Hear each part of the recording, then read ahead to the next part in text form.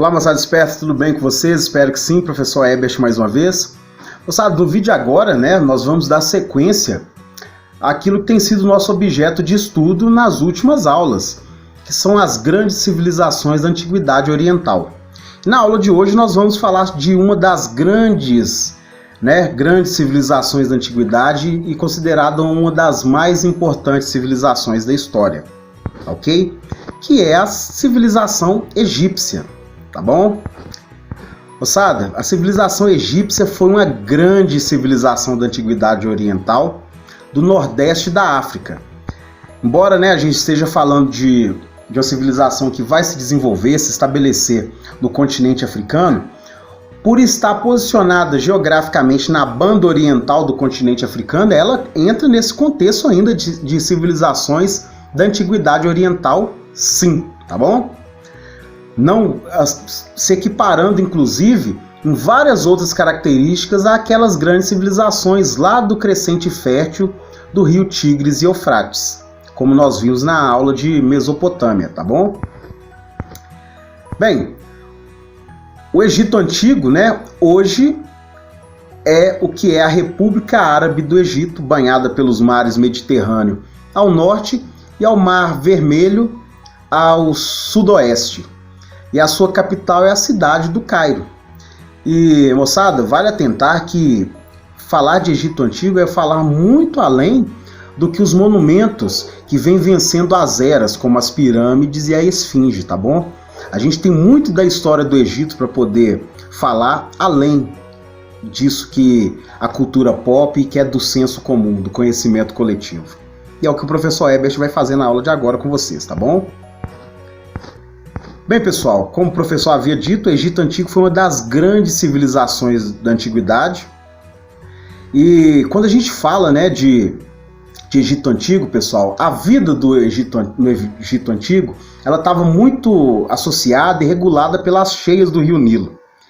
Pois quando as águas, depois das chuvas, depois das cheias, quando as águas voltavam ao leito, que voltavam ao normal, elas deixavam o solo, à margem do rio, coberta por um limo, por uma lama que fertilizava a terra, o que favoreceu muito a agricultura. E a gente precisa se atentar que esse período da história que a gente está estudando é justamente esse recorte de tempo onde o homem vai se sedentarizar e a agricultura vai começar a ser desenvolvida, tá bom? Para a gente poder falar sobre a história do Egito Antigo, pessoal, o que acontece? O Egito ele foi formado por vários grupos, tá? Foi formado por vários grupos e pela mistura de diversos povos, ok? E essa população ela era dividida em vários clãs, como ao sul a gente tem o Império de Kush, dos faraós negros, mais ao norte os Ixos, que são o povo mais avermelhado, mais magricela. Esses povos, e vários outros que haviam na região ali, eles vão formar aquilo que a gente chama de nomos ou nomos, que são várias comunidades. Essas comunidades elas vão funcionar como se elas fossem pequenos estados independentes dentro desses clãs, dentro dessas organizações comunitárias. Aí acontece, pessoal, que por volta lá do ano de 3500 a.C., esses nomos eles vão se unificar e vão dar origem a dois reinos, que vai ser o Baixo Egito ao norte, próximo ao delta do rio Nilo, e o Alto Egito mais ao sul, mais próximo do Mar Vermelho. Acontece que por volta do ano de 3150, 3200, esses dois reinos, o Baixo e o Alto Egito, eles vão se unificar, tá? Principalmente através da política e da conquista promovida pelo faraó Menés. E vai ser a partir de então, moçada, que a gente vai ter esse período, um longo período inclusive, que vai ser muito conhecido pelo esplendor da civilização egípcia e que também é conhecido como a Era dos Grandes Faraós. Isso vai durar 3 milênios, pessoal. 3 milênios, tá ok? Começa lá em 3150 a.C. e só vai acabar no ano 31 a.C., quando o Império Romano vai conquistar. O Egito. Tá bom? Principalmente na figura da famosa Batalha do Átio, no qual a rainha Cleópatra vai ser derrotada. Bem, o Egito Antigo ele é chamado, né, pelo Heródoto, pai da história, o grego pai da história, de dádiva do rio Nilo. Por que ele é chamado assim? Porque o Egito, assim como as grandes civilizações lá da Mesopotâmia, ele vai se desenvolver graças a essa questão natural, pelo fato do rio ser essa fonte de vida, essa fonte de sustento. Como o professor havia dito, a vida no Egito Antigo ela vai estar muito associada às cheias do rio, tá ok, pessoal? E ao lado aqui a gente tem, né, uma imagem das 3 pirâmides, a pirâmide de Quéops, Quéfren e Miquerinos. Seguindo a ordem, né, Quéops sendo a pirâmide maior, a de Quéfren um pouco maior do que a do seu pai, o faraó Quéops, e a de Miquerinos, filho do faraó Quéfren e neto do faraó Quéops.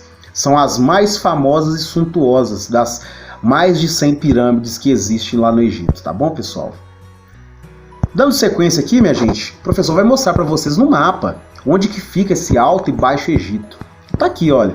O Baixo Egito ele é identificado aqui, né, no delta do rio Nilo, a norte de Mênfis, onde era a capital do Egito Antigo, onde o rio vai se dividir em 2 braços. Preste atenção aqui, formando um delta, exatamente esse triângulo aqui, que vai desembocar justamente no mar Mediterrâneo, ok?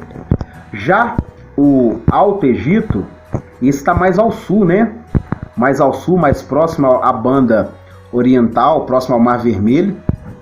E é a faixa de terra maior, tá? Embora ela seja estreita, mas ela é gigantesca, são 900 quilômetros de extensão, que vai lá de Assuã e vai terminar em Mênfis, justamente na capital do Antigo Egito.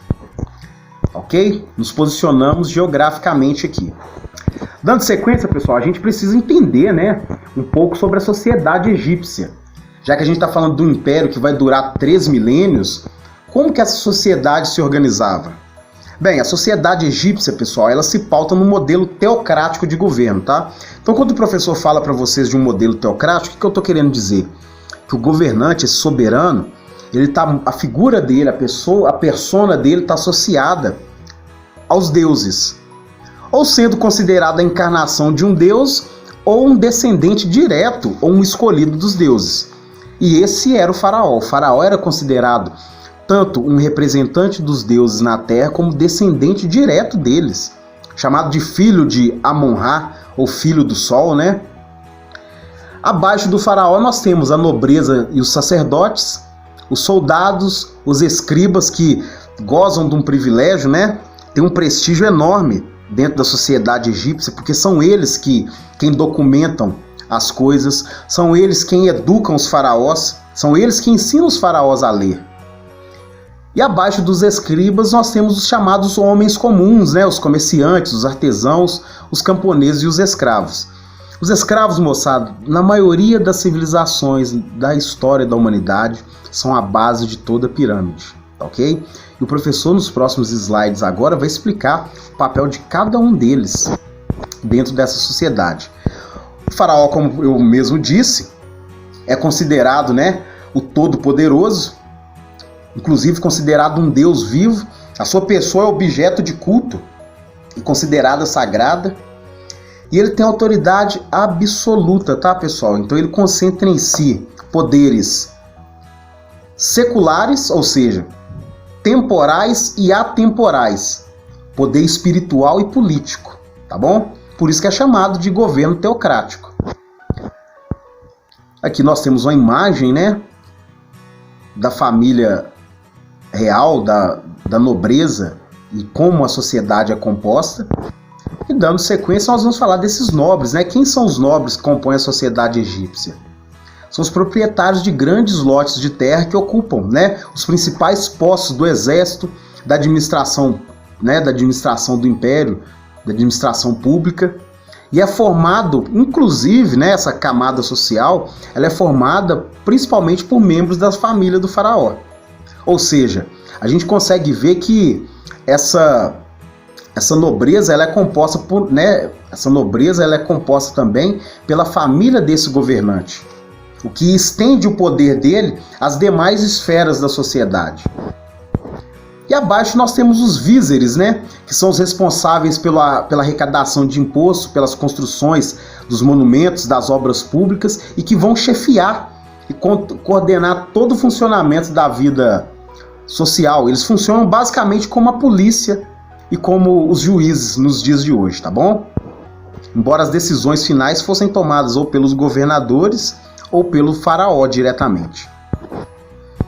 Os sacerdotes, né, que são os homens cultos, são pessoas letradas, são pessoas que detêm todo o conhecimento sobre a fé egípcia, e são eles que têm o direito, tá? Só a eles é dado o direito de ter contato com os faraós diretamente, instruí-los assim como os escribas o faziam, e também servir também de apoio. São conselheiros e são os únicos que fazem, tá? Que fazem sacrifício, que entregam oferendas aos deuses. Embora a fé no Egito fosse, né, politeísta, praticada por qualquer um, mas o culto oficial é direito dos sacerdotes, tá bom? E os escribas, como o professor havia dito, eles são encarregados, tá, da cobrança dos impostos, de documentar as leis através da escrita, de escrever os decretos e de fiscalizar a atividade econômica em geral no Egito. Além daquilo que não está aqui no slide, como eu havia dito, de ser responsáveis também pela educação da nobreza. São eles que ensinam a nobreza a ler e a escrever. Temos os soldados que viviam, né, dos produtos dados em pagamento pelos serviços e dos saques que eles vão realizar durante as guerras. O Egito, pessoal, vai se tornar essa civilização grandiosíssima por dois fatores, né? Eles não eram uma sociedade pacífica, eles praticavam a guerra, fato que a gente consegue perceber, né, quando a gente começa a acompanhar um pouco sobre a literatura judaico-cristã. A própria Bíblia Sagrada fala a respeito disso, né? Lá no Gênesis não conta que a família do Moisés não viveu cativa no Egito por mais de 40 anos? Mais de 40 anos cativa no Egito, por quê? Quem que era escravizado no Egito? Prisioneiros de guerra. Portanto, os egípcios, eles têm dois fatores que fizeram com que se tornasse uma civilização próspera e tão duradoura na história da antiguidade. O fato de serem belicosos, de dominar táticas de guerra muito bem, ter um desenvolvimento militar além do tempo deles. E o outro ponto é a questão geográfica. Eles são protegidos tanto pelo Oriente quanto pelo Ocidente, pelo deserto, tá ok? E abaixo nós temos os artesãos, que trabalhavam como pedreiros, carpinteiros, desenhistas, escultores, pintores, etc. Eles fazem tudo, participam das atividades, né, como as construções de grandes obras, e eles vão receber em troca, né, como forma de pagamento, alimento. Apenas isso. Nós temos os felas, né, que são os camponeses, que vão compor a maior parte da população egípcia, que trabalha justamente onde? Nas terras dos faraós e dos sacerdotes. E abaixo, como o professor disse, nós temos os escravos, que é a base de toda a pirâmide social na antiguidade. E esses escravos são frutos de quê? Ou de dívidas, né? A pessoa devia, não pagou a dívida, não tem condição de pagar, vai ser escravizado. Ou então o cara deve a alguém, não tem condição de pagar, ele dá o filho dele como pagamento, esse filho vai se tornar um servo, vai ser escravo. E também tem os escravos de guerra. Quando o exército adversário ou inimigo era derrotado, os sobreviventes eram levados cativos e eram escravizados, tá bom? Bem, então agora a gente conseguiu compreender como que funcionava a sociedade egípcia, como que ela era composta. E a economia da sociedade egípcia, moçada, ela era pautada exatamente na agricultura. Eles plantavam trigo, cevada, frutas, legumes, milho, algodão, né? O linho, inclusive. E essa agricultura é responsável tanto pelo crescimento da população como também das riquezas, porque o excedente dessa produção era comercializado com outras nações. Ok? E sobre a religião, moçada, a gente, né, precisa entender que não houve, tá? Não houve no Egito uma só religião, ok? A religião no Egito, ela era politeísta. A religiosidade era algo que não tinha uma denominação específica. Eles acreditavam em vários deuses, e esses vários deuses, eles têm características que a gente chama de antropomórficas, ou seja, antro vem de homem e morfo vem de forma, né? Os deuses têm forma de homem ou zoomórfico. Zoo quer dizer animal e mórfico, mais uma vez, forma. Então quer dizer que eles tinham forma de animais. E assim como a maioria das civilizações, pessoal, os deuses egípcios, eles são, né, são dotados tanto das virtudes quanto dos defeitos humanos e também representados pelos animais sagrados para os egípcios. Contrapondo um pouco do que é a teologia, né, determina que os deuses criaram os seres humanos, nesse contexto aqui, quando a gente compara com as divindades, as deidades da maioria das civilizações da antiguidade, a gente consegue perceber que é o homem quem cria seus próprios deuses, dando a eles características físicas, morais, de acordo com as suas próprias experiências. Interessante isso, né? Bem, os animais sagrados para os egípcios, né? Gatos, vacas, touros, crocodilos, e olha só para vocês verem aí, presentes na morfologia divina. Olha o deus Horus, que tem uma cabeça de falcão. O deus Tote, que é o deus do conhecimento, tem a cabeça de uma garça, um animal muito presente ali às margens do rio Nilo. O deus Anubis, um dos mais famosos, né, juntamente com o deus Ra, que também é um falcão com o sol na cabeça. Anubis tem a cabeça de chacal, né, a cabeça de um lobo. Então esses são os animais sagrados para os egípcios. E aqui, pessoal, o professor tem, inclusive, uma representação do Tribunal de Osíris. Essa representação do julgamento da alma do morto, né? Quando a pessoa morria, né, o deus Anubis está aqui, ó. Deus Anubis, que é o deus egípcio da morte, né, responsável por conduzir a alma até a morte, até o outro mundo, coloca à frente do deus Osíris o morto. E lá o morto, né, de frente, diante do tribunal do deus Osíris, ele vai ter o coração dele pesado. E nessa balança, de um lado tem uma pena e do outro lado tem o coração do morto. E se o coração for mais pesado do que a pena, a alma não pode entrar na roda das encarnações e a alma vai ser destruída, ou condenada ao fogo do inferno, melhor dizendo. Agora, se tanto a pena quanto o coração tiverem o mesmo peso, ele tem a permissão para adentrar ao paraíso e entrar novamente na roda das encarnações, na ressurreição, melhor dizendo, né? Moçada, e aqui ainda temos os sarcófagos, né? Os egípcios, assim como algumas civilizações da antiguidade, eles acreditavam na imortalidade da alma, só que eles têm uma característica completamente diferente de todas as civilizações da antiguidade. Eles acreditam na imortalidade da alma, mas também acreditam na imortalidade do corpo. Tanto que são eles que vão desenvolver o processo de mumificação, porque eles acreditavam que o espírito lá do outro lado precisava do corpo intacto aqui nesse mundo para que ele pudesse voltar à vida. E olha só para vocês verem interessante, o professor coloca uma imagem aqui onde ele coloca os 4 mais importantes elementos do processo de mumificação ou embalsamamento, no qual o morto, né, ele tem seus órgãos extraídos, o cérebro é tirado pelas ventas, pela narina, e os demais órgãos são extraídos por um corte no abdômen, no tórax.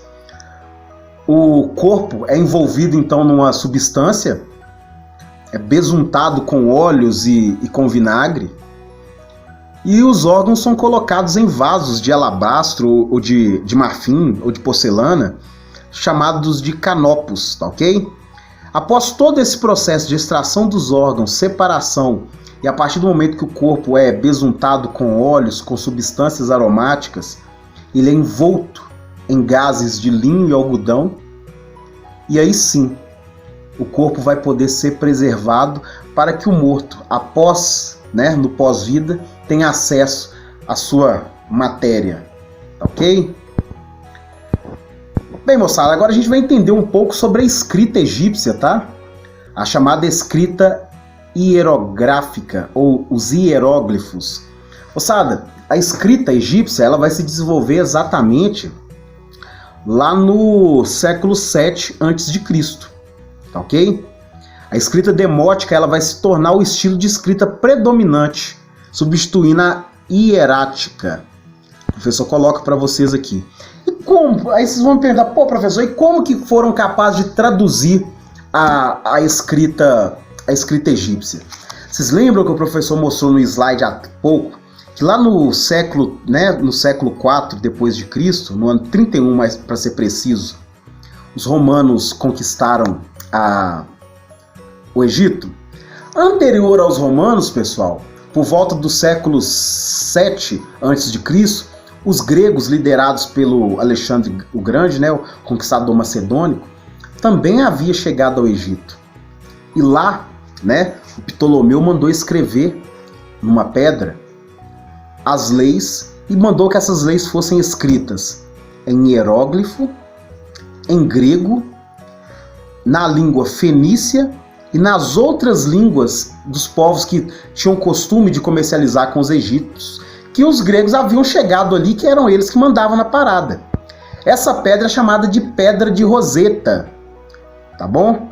Aí acontece, moçada, que durante a conquista do Napoleão Bonaparte do Egito, Napoleão Bonaparte vai iniciar umas campanhas militares na Europa no século XIX e ele vai conquistar o Egito. E durante a sua estadia no Egito, um soldado do exército napoleônico vai encontrar, durante a escavação da tumba lá, essa pedra. E foi graças a esse achado, porque a língua egípcia já havia morrido há muito tempo, mas o grego não. O grego era possível de traduzir. O latim, que os romanos já dominavam, também era possível de ser traduzido. E é graças a essa pedra que se pôde, depois que o pesquisador Jean-François Champollion vai fazer a tradução e vai decifrar os hieróglifos da Pedra de Roseta, tá ok? Então, moçada, a escrita hieróglifa, ela é datada por volta de 3.200 anos antes de Cristo, tá bom? E ela consiste em vários pictogramas, tá? Em vários caracteres que, embora eles não formem palavra como o nosso alfabeto, formula foneticamente, cada elemento compõe pequenos versos ou pequenas frases que, juntando elas, e é muito complexo isso, era possível fazer a interpretação literal do que estava escrito nessa forma hieróglifa, tá ok? Dando sequência aqui, a arte egípcia, Agora o professor vai falar da arte egípcia, e no que a gente diz respeito à arte, entra também a questão da arquitetura, que é algo que nós vamos ver mais à frente. Moçada, a arte egípcia, ela segue uma linha dentro da história da arte que vai ser utilizada até a Idade Média, que é a pintura bidimensional, ou seja, sempre que o corpo é representado, o tronco é virado para frente, mas a cabeça é desenhada de lado, tá ok? Isso é uma característica da pintura egípcia. E um outro ponto interessante, pessoal, que os olhos, tanto os olhos, os ombros, o umbigo e debaixo do ventre são mostrados virados sempre para frente. E sempre o personagem principal de uma pintura deve ser representado maior que os personagens secundários. Então, quando a gente encontra uma pintura onde tem vários homens desenhados, mas um é maior do que o outro, logo a gente deduz que hierarquicamente, politicamente, socialmente, aquele cara representado, desenhado maior, ele é mais importante dentro da pirâmide social do Egito, tá ok? A arte tem esse papel na sociedade egípcia também. Tanto que eu vou contar para vocês um negócio. Quando os egípcios iam para a guerra, eles davam muito valor à arte, muito valor à escrita. Eles acreditavam que tanto a arte quanto a escrita faziam com que a pessoa vivesse para a eternidade. Isso é algo filosófico, profundo e muito lindo. Se a gente tomar como premissa que a partir do momento que a gente pinta um quadro, que a gente retrata uma paisagem, ou que a gente escreve um poema, mesmo depois de morto, nosso pensamento continua presente ali. E quando os egípcios venciam a guerra, o que eles faziam? Ou quando algum colega perdia na guerra, eles voltavam para casa e apagavam o nome dessa pessoa, da pedra, do hierógrafo ou da pintura. Porque aquela pessoa havia morrido. Tá ok? Bem, aqui a gente tem, né, as várias representações artísticas. O historiador Heródoto, mais uma vez, foi um dos mais importantes estudiosos da história do Egito Antigo. E tem um ponto importante, pessoal, que a arte egípcia está muito associada à glorificação do faraó. A maioria dos objetos de arte está associado à figura, à pessoa do faraó. E aqui nós temos um busto da Nefertiti, né, que foi a esposa do faraó, e o desenho do faraó aqui, ó, representado sempre forte, musculoso, né, segurando o seu cajado. E aqui nós temos, esculpido no mármore, um busto do faraó Khefren, e do lado esquerdo aqui da tela, pertinho da janela que eu apareço para vocês aqui, um busto mortuário, né, do Tutankhamon, a máscara mortuária dele. Tutankhamon, ou Rei Tut, ele foi o faraó menino, né, morreu com 18 anos, por complicações de saúde, e ele basicamente vai ser um dos últimos grandes faraós do Egito. E aqui o professor coloca para vocês ainda, dentro desse contexto de arte egípcia, as pirâmides. Qual que era a função da pirâmide, moçada? A pirâmide nada mais é do que um túmulo, né? São vários túmulos que vão ser construídos com pedra, mão de obra escrava, décadas e décadas para ficarem prontas. E lá no Egito tem 123 pirâmides catalogadas, tá, pessoal? Sem contar as que estão soterradas debaixo da areia do deserto. E que é o trabalho dos escavadores e dos arqueólogos que trazem elas à tona de tempos em tempos.